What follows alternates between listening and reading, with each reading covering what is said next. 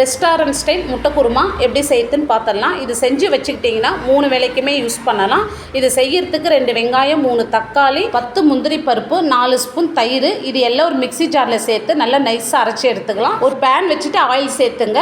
பட்டை, லவங்கம், ஏலக்காய், பிரிஞ்சி இலை, 1/2 ஸ்பூன் சோம்பு, 2 பச்சை மிளகாய், கொஞ்சமாக கருவேப்பிலை, 2 மீடியம் சைஸ் வெங்காயம் நல்லா பொடியாக நறுக்குந்து இதை சேர்த்து நல்லா கலர் மாறுற வரைக்கும் வதக்கி எடுத்துகிட்டு 1 ஸ்பூன் இஞ்சி பூண்டு பேஸ்ட்டு.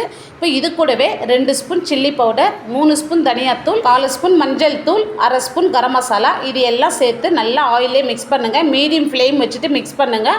இப்போ இதோட நம்ம அரைச்சி விழுத சேர்த்துட்டு நல்லா மிக்ஸ் பண்ணி விடுங்க. இது கூடவே தேவையான அளவு உப்பு சேர்த்துங்க.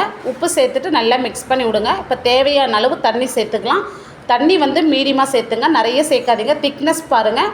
இப்போ இது மீடியம் ஃப்ளேமில் ஒரு 5 நிமிஷத்துக்கு இது நல்லா கொதிக்கிட்டோம். இப்போ ஒரு பேன் வச்சுட்டு ஆயில் சேர்த்துடலாம். 1/2 ஸ்பூன் சில்லி பவுடர், 1/2 ஸ்பூன் தனியாத்தூள், 1/2 ஸ்பூன் சீரகத்தூள், 1/4 ஸ்பூன் மஞ்சள் தூள், கொஞ்சமாக உப்பு சேர்த்து எல்லாமே மிக்ஸ் பண்ணி விடுங்க. இப்போ ஸ்டவ் ஆன் பண்ணிக்கின்னு வேக வச்சு உரிச்ச முட்டை இதோடு சேர்த்து மீடியம் ஃப்ளேம் வச்சு நல்லா மிக்ஸ் பண்ணி எடுத்துங்க. இப்போ 5 நிமிஷமாக நல்லா கொதிச்சுட்டு இருக்குது. திக்னஸ் பாருங்கள்.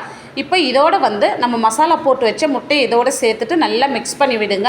இப்போ இது கூடவே கொஞ்சமாக கசூரி மேத்தி சேர்த்துட்டு நல்லா மிக்ஸ் பண்ணி விடுங்க. இப்போ 2 நிமிஷத்துக்கு மூடி போட்டு மீடியம் ஃப்ளேமில் நல்லா கொதிக்கிட்டோம். இப்போ 2 நிமிஷம் கழித்து பாருங்கள், இன்னும் நல்லா திக்காகி இப்போ குருமா சூப்பராக ரெடி ஆகிருக்கு. இப்போ இதோட நம்ம பொடியாக நறுக்கினா கொத்தமல்லி சேர்த்து இறக்கினா ஹோட்டல் ஸ்டைலில் முட்டை குருமா சூப்பராக ரெடி பண்ணிட்டோம். இந்த வீடியோ பிடிச்சிருந்தால் லைக் பண்ணிவிட்டு சப்ஸ்கிரைப் பண்ணிவிடுங்க.